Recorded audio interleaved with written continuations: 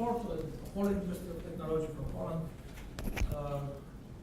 as well from my alma mater, Politechnika Wrocławska, Wrocław University of Science and Technology.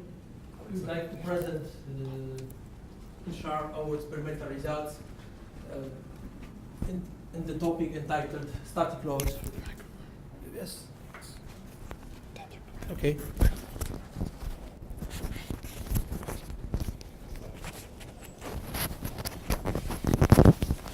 Entitled Static Load Failure Predictions in Node Component Using Numerical Methods. First of all, I would like to show a short outline of the presentation. The first point will be a motivation for our activity. The second one will be short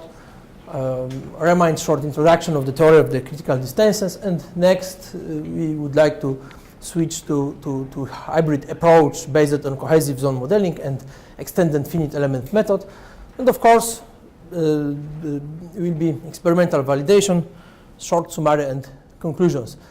Well, about motivation, it seems that the problem of nodes in structures is still vital problem. And of course, we know the papers from Peterson, Glinka, Neuber, and Peterson-Neuber rule for prediction of the strength of the materials, of the components with nodes. However, in several various structures, we can find the problem in real complex engineering structure. The nodes can be associated with the manufacturing process, material inhomogeneity, structural durability will be a result of few important factors. Of course, static strength sometimes seems important, but the next step from the static is, of course, the real complex stress and loading state. Of course, we can use new numerical methods, but if we try to look on this nice diagram, we see if the complexity increase, and of course the accuracy increase, the work effort also increase. So it means that for simple evaluation of the static strength of the node structures, we need to use, as you can see, very real time consuming procedures. What should we do and what can we do with simple predictions for node components? Of course, this paper, this book is well known in the literature with many citations from 2008, performed by Taylor and developed by Susmel about the theory of the critical distances. What is the critical distance? It's a length scale, R. As you can see, it's introduced and postulated like this one. So it means that it's a critical stress intensity factor, and sigma 0 is equal to inherent strength of the materials. However, it could be problematic to estimate for ductile materials the real interpretation of sigma 0 value. Of course, for brittle material, we can assume that it is the strength of this material. About the physical interpretation of critical distance, of course, we can easily find in the literature the physical interpretation and the meaning of the critical distance R. As we can see on the on the vertical axis, we have fracture stress, and on the horizontal, you have defect size. And of course, if we try to put experimental data, we can see the intersection of two limits, and this is the natural value of critical distance. Of course, the main basic assumption of theory of critical distances consists in simple analysis of the elastic field ahead of a node.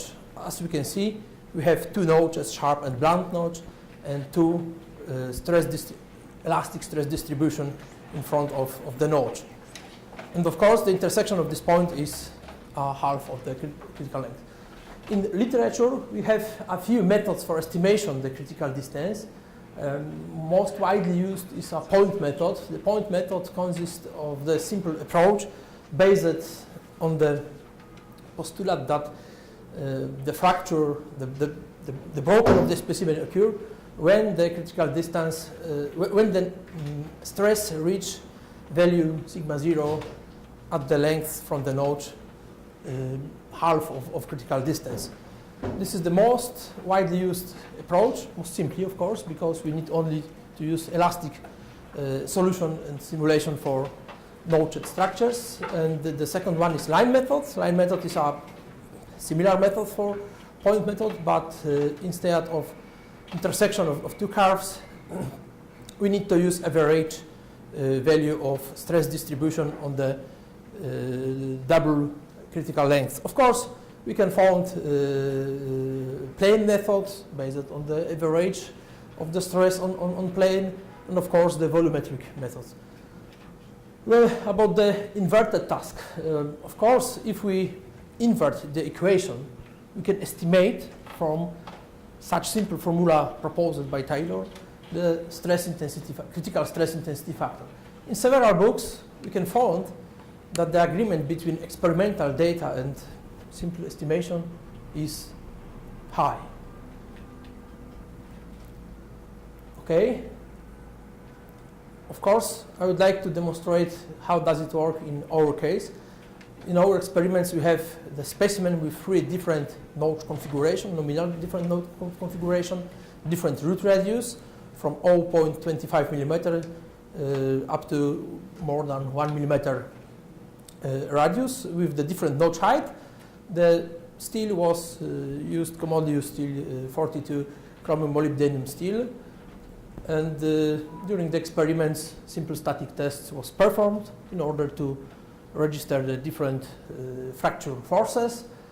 And after this, we performed the numerical simulations in elastic, of course, regime. And as we can see, experimental results are following for different force displacement diagram. We received the response from extensometer as well from digital image correlation field. So we can properly draw the curves force displacement. And as you can see, based on the linear elastic analysis, we can receive from different node configuration. So as you can see, we have different values of root radius corrected by microscopic measurements before the experiments. And as it was postulated in Taylor works, we have intersection point in line methods. It means that the half of the critical distance is 0.2, so 0.5 is critical distance. And inherent strength of the material is more than 2,250 megapascals. So it's a far field from value static tensile result for flat specimen, because it was approximately 900 megapascals. So for ductile materials, it can be problematic to estimate, predict the value sigma 0. From the line method, we have similar results. As you can see, the integral over the doubled critical distance. And of course, critical distance differs not so significantly. And we have also similar value of inherent strength of node structures.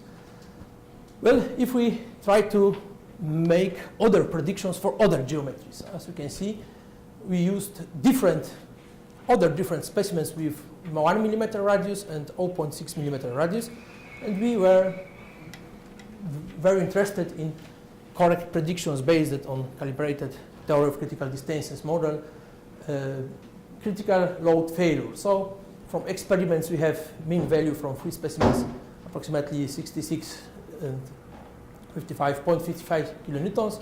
And from theory of the critical distances, if we use simple recalculation formula, we have 65 kilonewtons. And for 0.6 millimeter, we have similar values. So it works, of course, for ductile materials, but it needs many specimens. So we need to calibrate curves for other for different root radius specimens. But we need to develop other approaches with the more efficient, maybe less consumed specimens. One of most interesting and promising approach is cohesive zone modeling. Of course, I think everyone know cohesive zones, so the problem is not in proper predictions of the fracture toughness of other parameters, but the problem is with the correct predictions, the traction separation law in front of the crack. Of course, you can use it for different materials, for composite, for fiber materials, for metallic materials, for about glasses, many others. So it's similar physical law for real prediction of the traction separation law. So the simplest and most widely used in literature is the bilinear traction separation laws, which allow us to predict the proper and the physical behavior of the crack in material using only two parameters. One is the max EPS, it is the maximum value of traction force, and of course gamma zero is energy accumulated during the fracture process. Of course, using delta separation cohesive element.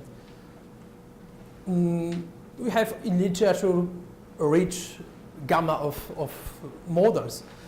Of course, we can predict on other models using stiffness properties of the element, and of course using the damage function for weakness of these elements.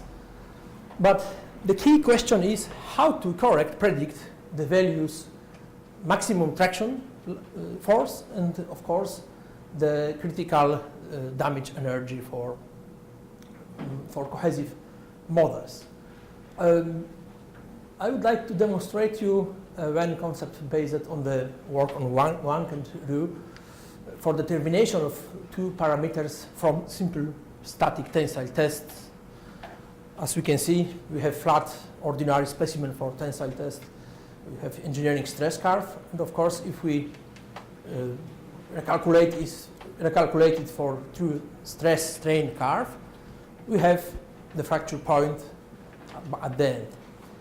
And then we can calculate the maximal traction value using maximal value from true stress strain curve, and of course the hydrostatic stress component from stress tensor, and then it means that we have approximately 1.33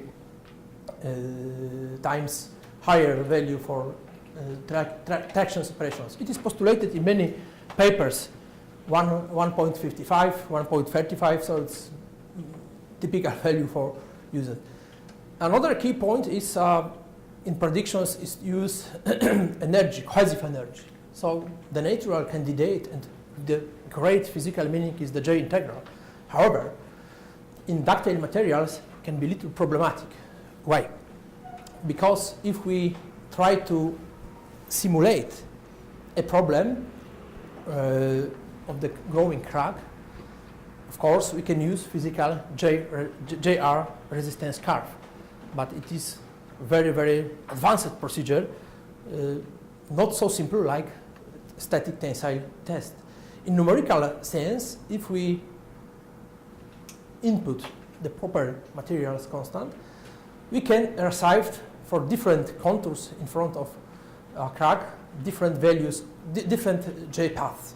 As you can see, we have with the increasing contour the highest value of the integral. Of course, the path independence of the J integral in numerical sense is kept in special point before the so-called turning points. And the turning points allow to us estimate the critical value of J integral. It could be estimate like gamma zero energy cohesive. How does it work in our case?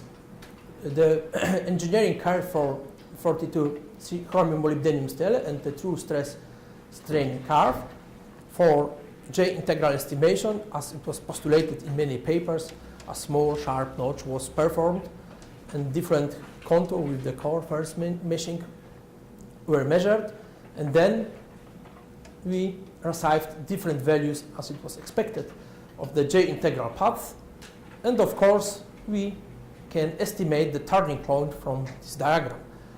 Well, if we consider on the on this vertical axis also engineering true strain, we can estimate fracture point. Of course, for brittle material, fracture point and J integral, critical J integral, should be equal. But for ductile materials, it seems that these points you have small gaps. Well, from numerical approach, we have estimate critical J integral for cohesive zone modeling on the level 46.5 Newton per millimeter, and from J resistance curve, of course, it's similar for comparison. And what is crucial for our experimental task? We can predict correct, according to XFEM method, the stress strain curves for notched structures, as we can see for 0.3 millimeter, 0.8, 1 millimeter, and 3 root radius. And of course, if we see similarity of the curves, also we can calculate the critical load for different notch configuration. And of course, as you can see, the relative error is not so significant. It means that this approach can be very efficient for various notch configuration, of course, after proper calibration of the cohesive zone. Well, I think that it's time for conclusions and summary.